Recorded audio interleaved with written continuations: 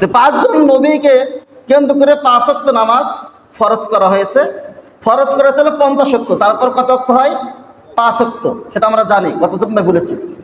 তো 5 জন নবীকে উল্লেখ করি কেন্দ্র করে, এটা একটু দুর্বল হাদিস। তারপর শিক্ষার জন্য কেন আমরা নামাজ আদায় করব।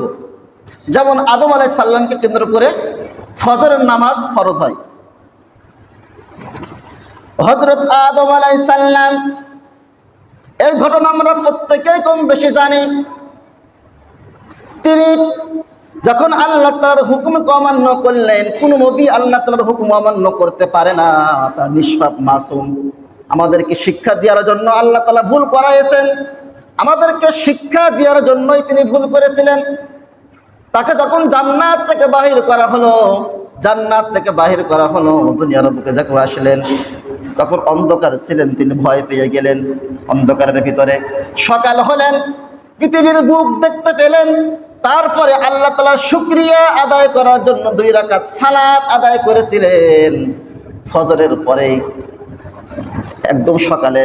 ওটাকে বলা হয় ফজরের নামাজ। এই জন্য আল্লাহ সুবহানাহু ওয়া তাআলা কিয়ামত পর্যন্ত বান্দার উপরে 2 রাকাত নামাজ ফরজ করে দিতে। সুবহানাল্লাহ। শুকরিয়া স্বরূপ ভয় পেয়েছিলেন যে অন্ধকার, কিছু দেখতে পাচ্ছি না।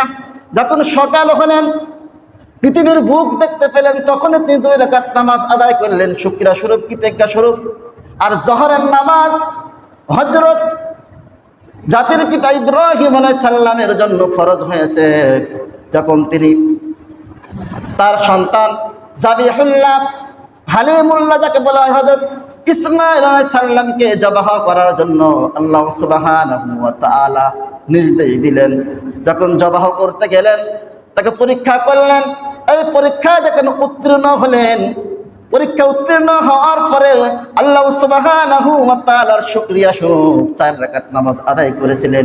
এই জোহরের সময়, দুপুরের সময়, এই সময়টা দুপুরের সময় 4 রাকাত নামাজ আদায় করেছিলেন। সেই জন্য আল্লাহ সুবহানাহু ওয়া তাআলা কিয়ামত পর্যন্ত এই পৃথিবীর মানুষকে জোহরের নামাজ ফরজ করে দিয়েছে। সুবহানাল্লাহ।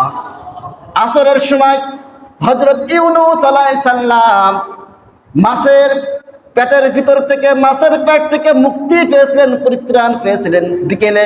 ওই সময়টা ছিল আসরের সময়। মাছের পেট থেকে পরিত্রাণ পেয়ে, মুক্তি পেয়ে 4 রাকাত নফল নামাজ আদায় করেছিলেন শুকরিয়া স্বরূপ, বিপদ থেকে মুক্তি পেয়ে।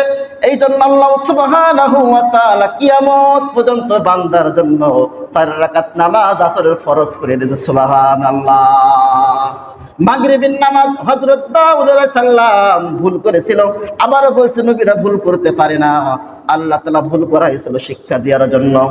তিনি ভুল করার পরে আল্লাহ তাআলার কাছে তওবা করলেন, ক্রন্দন করলেন।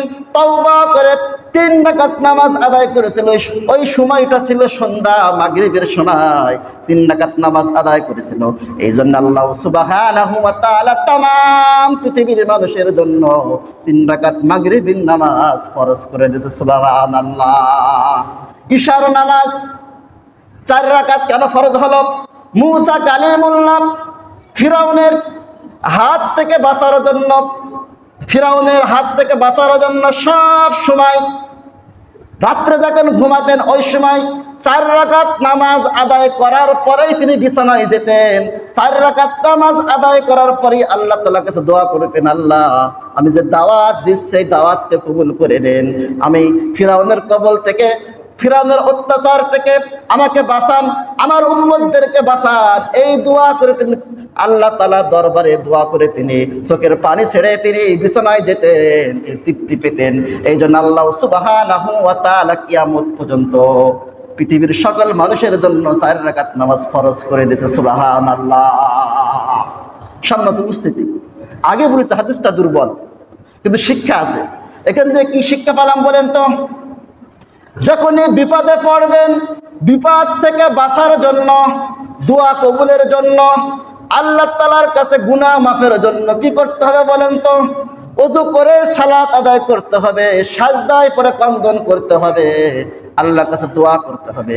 সেই কথা আল্লাহ সুবহানাহু ওয়া তাআলা মহাগ্রন্থ আল কোরআনের ভিতরে সূরাতুল বাকারা 2 নম্বর সূরা, 2 নম্বর পারা, 2 নম্বর পৃষ্ঠা 150 নম্বর আয়াতে বর্ণনা করলেন, ইয়া আইয়ুহাল্লাযীনা আমানুস্তাঈনু বিস-সাবরি ওয়াস-সালাহ ইন্নাল্লাহা মা'আস-সাবিরিন। আল্লাহু আকবার।